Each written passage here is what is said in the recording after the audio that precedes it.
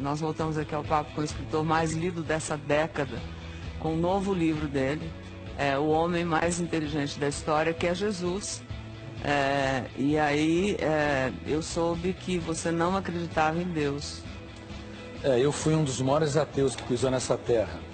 Talvez fui mais ateu do que Nietzsche, que escreveu sobre a morte de Deus, do que Jean-Paul Sartre, do que Diderot, do que Marx, que considerava Deus o ópio que entorpece a humanidade.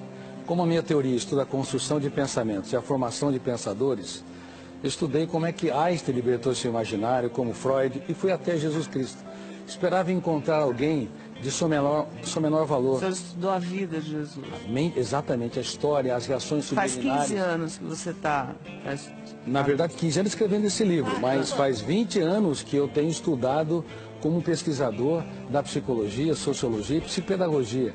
Eu fiquei perplexo, porque percebi que ele não cabe no imaginário humano. Eu me curvei humildemente à inteligência dele. Agora, veja bem, Ana, Pedro, como eu digo nesse livro, Pedro era hiperativo, tenso e ansioso. João era bipolar. No momento era tranquilo e generoso. No outro momento ele era, antes de se tornar o que era o apóstolo Pedro mesmo? Pedro era imperativo, tenso e ansioso. Se fosse um aluno nos dias de hoje, todo professor queria vê-lo a quilômetros de distância da sua sala de aula. João flutuava. No momento era amoroso, no outro queria destruir aqueles que não andavam com Jesus. Tomé era paranoico e inseguro. Mateus era corrupto. Talvez, se tivesse nos dias de hoje, quem sabe estaria até na Lava Jato. E Judas, o que era? E Judas Iscariotes era dissimulador.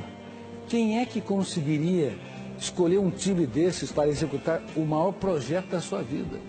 Mas por incrível que pareça, para espanto das ciências, ele transformava pedras brutas em obras-primas.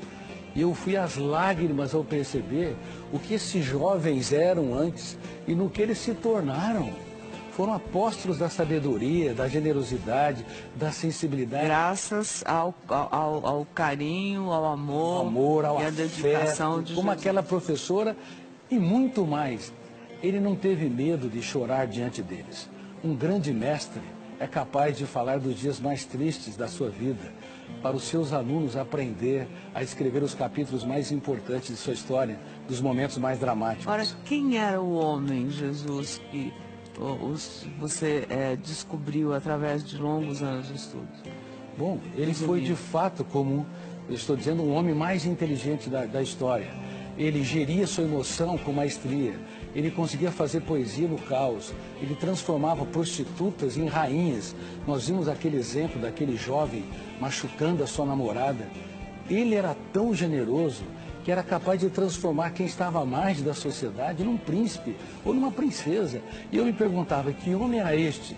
Inclusive, quando Judas o beija, ele fala, amigo, para que vieste? Que homem era esse que dava tudo que tinha para aqueles que pouco tinham? Ele não tinha medo de ser traído, ele tinha medo de perder um amigo.